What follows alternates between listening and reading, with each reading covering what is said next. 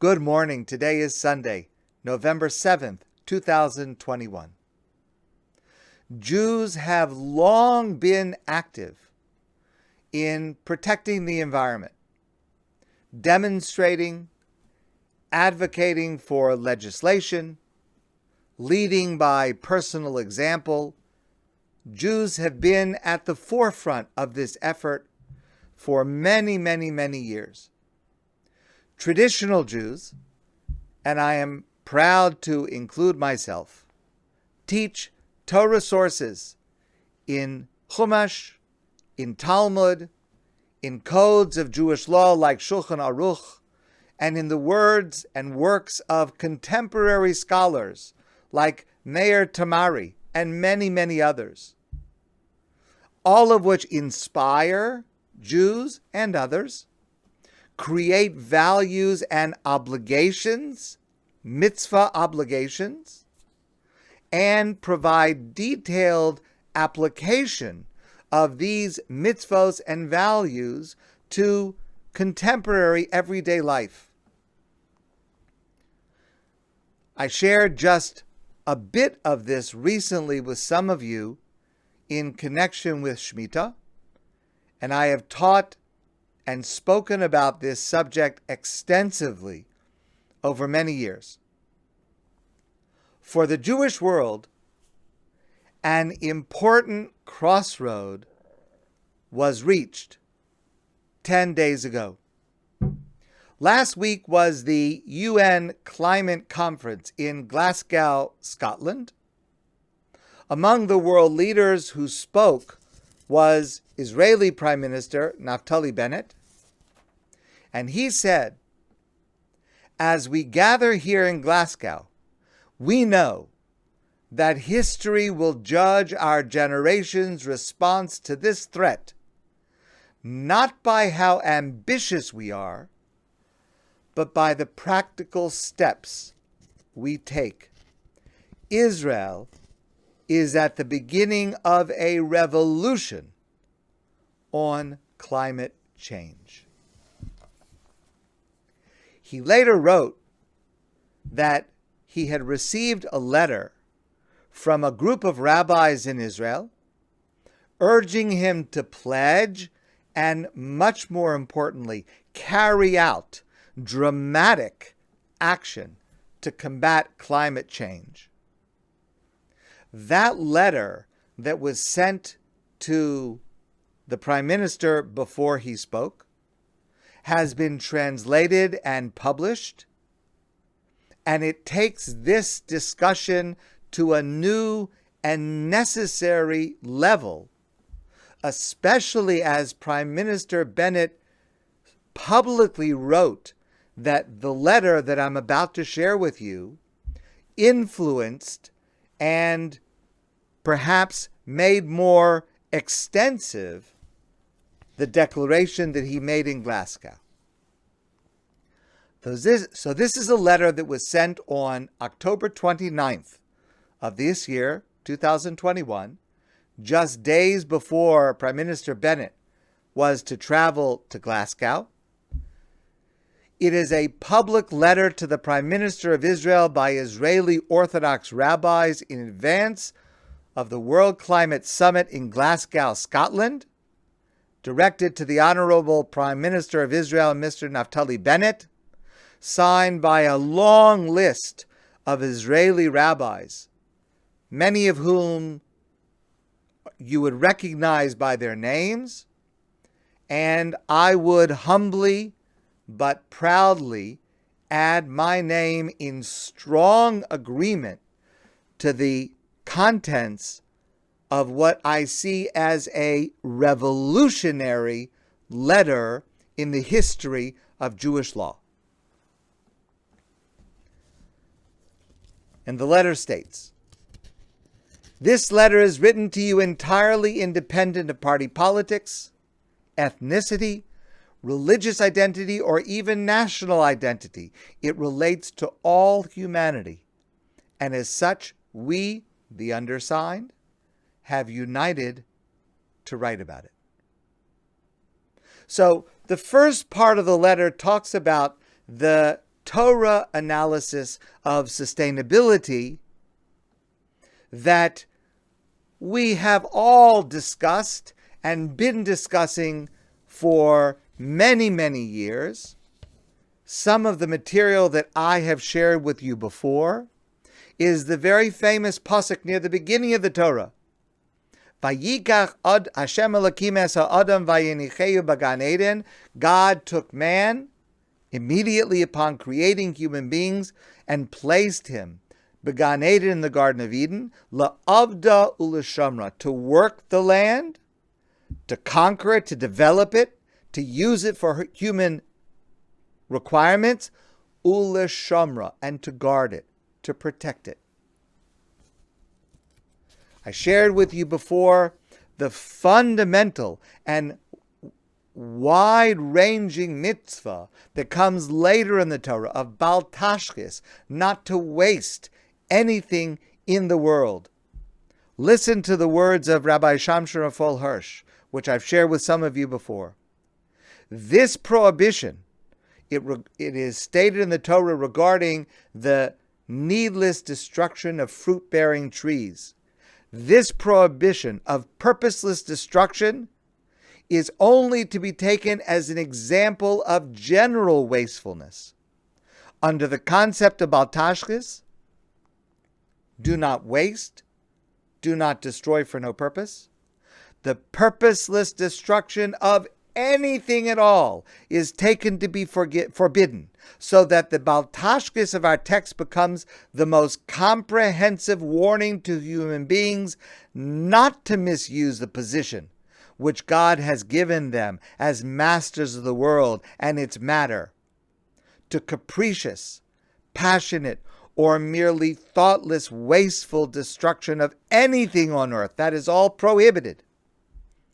Only for wise use has God laid the world at our feet when he said to man, subdue the world and have dominion over it. Bal tashchis applies even if something is mine, I don't have the right to waste it for no purpose.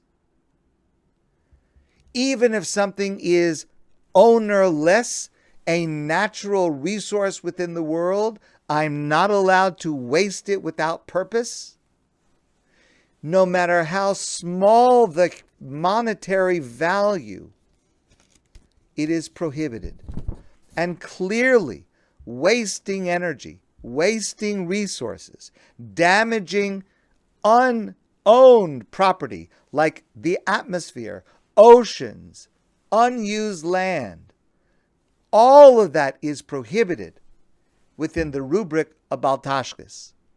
And I've shared with you many times this famous passage in the Midrash. B'shah bara Kadosh Baruch Hu es Adam Harishon, when God created man, natlu v'achziru al kol ilani gan Eden v'armalo. God took man, Adam, on a tour of all of the trees in the Garden of Eden, and God said to him, Ra Masai, look at what I have created, God says to Adam. Kamanoyim u'meshubachim heim, how beautiful they are, how valuable to you they are. V'chol masha barasi b'shvilcha barasi, and everything that I created in this universe, I created for your benefit. Tein daitecha, be careful. Shelo tekalkel v'hacharives olami, that you do not ruin or destroy my world. She'im tekalkel, because if you ruin it, ein mi she'yasakin acharecha, there is no one who is going to come along and fix it for you. So this letter, coming back to this letter, says the Torah analysis of sustainability is not only concerned with bal tashchis, as I described to you, with the obligation la'avda u'l'shamra, to guard and protect the earth as we're commanded in Bereshis, the warning that God gives us in the Midrash that I just shared with you, and all of the other subjects and sources within the Torah, within the Talmud, that discuss this issue. These are just a few of the many sources that discuss issues that clearly create a halachic and moral imperative to act boldly to prevent further harm to our earth. But listen carefully to what they write. Today, this subject relates to global pikuach nefesh, danger to life, in the fullest sense of these words. We're talking about a dramatic impact upon human life, hunger, drought, the human and security aspects of migration, national security. We are no longer discussing a subject relating to the future. It is present and already here. We ask, this is the group of rabbis to which I proudly add my voice, speaking, writing directly to the Prime Minister of Israel, we ask that you represent the complete partnership of the State of Israel in the global effort on this issue. And I would add global Jewry on this issue. They then paraphrase words that were in last week's Haftorah.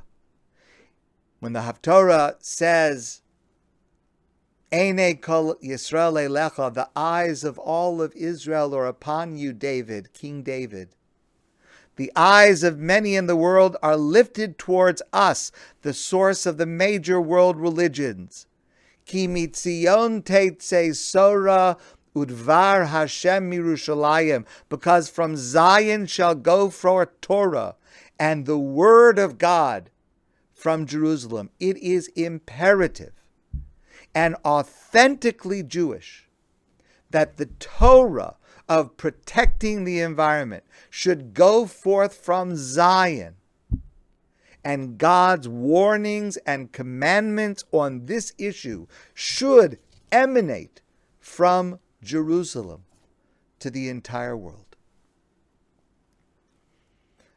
We've discussed before, in a different context, the concept of Sakhanas Nafas, threat to life, which means that all of the other mitzvahs of the Torah are set aside, except for 3 cardinal sins which are not relevant to this discussion. It is the highest priority of Jewish law. There are 2 different categories of Sakhanas Nafas. One is acute, immediate danger. God forbid, a person has a heart attack. All the laws of the Torah are set aside to get that person to a place where they can be treated immediately. It's an acute Sakhanas Nafas, an immediate threat to life, critical. But there is also a second category of Sakhanas Nafas, threat to life, where there is a long-term danger, where there are a series of individual moments, each one of which by itself might not necessarily be fatal, but they add up to Sakhanas Nafas, a threat to life. Both of these categories are equally serious. Just to use an analogy that is not exactly a precise analogy, but just to get an idea of how I mean to apply this. For example, as a general rule, a normally healthy person on Shabbos should not set aside the laws of Shabbos for a medical reason for something that is very slight. For example, a person should not take medicine on Shabbos if there's nothing really wrong. Of course, if a person has an acute emergency on Shabbos, let's say, God forbid, a person has an attack of angina, of course they would take any medicine that is necessary that the doctor prescribes, and they would do anything under that acute medical emergency on Shabbos. Of course, all the laws of Shabbos are set aside. But what about a person who has, for example, hypertension, slightly elevated blood pressure, and they take medicine every day? Is it true to say that if a person misses one day of taking their pill, that their life is in danger? Well, you have to speak to your doctor. But it could very well be, if in general the blood pressure is controlled, missing one day, first of all, I'm not giving any medical advice. I'm only using this as an example to teach the halakhic concept. But missing one day, under those circumstances where it's relatively mild and it's under control, maybe that in itself is not an actual emergency if it would happen that you miss one day of taking the pill. But according to the laws of Sakhanas Nafas, that is also considered Sakhanas Nafas, and the medicine must be taken. And the measures must be taken, because even though it is not an acute, at this moment, life or death threat, it is over time, one moment in a series of moments that could lead, God forbid, over time to a threat to life. Climate change is in that category. One individual, single, small act may not in itself cause a threat to life. But when they are aggregated, when it is happening globally, when there are a series of events over a period of time, that is Sakhanas Nafas, and that means that each one of those individual actions is likewise in the category of Sakhanas Nafas. This letter makes it obligatory, not just meritorious, but obligatory to do all that we can as individuals in our personal behavior, as advocates for societal change, proponents of legislation to protect the environment, and to seek leaders who will take this seriously and put it into action. Sakhanas Nafas changes the balance of environmental damage versus economic harm, whereas in the past we would analyze and discuss what happens if a factory cleaning up the pollution that they're emitting causes that people will lose their jobs. How do we balance protecting the environment, causing pollution, with economic prosperity? While there are elaborate discussions of that topic, starting from the Talmud and in the codes and in contemporary writers, Sakhanas Nafas threat changes everything. It tells us very clearly the climate clearly outweighs economic flourishing. This statement by these rabbis is a thrilling new chapter in how Jews will galvanize themselves around this effort. It remains to be seen how, in practical detail, we will apply this appellation of Sakhanas Nafas, Judaism's highest priority, in its fullest sense, to protecting the environment. But this is a drastic change, similar to the disruption caused by COVID, not only in our personal lives, but on a global level. Our responsibility to the global society. Everything changed when Sakhanas Nafas is applied to an impending disaster. I proudly add my name, my voice, my support to this paradigm shift as we all work together to protect God's earth. Please join me. My friends, I want to wish you a great day, and I look forward to seeing all of you soon in person.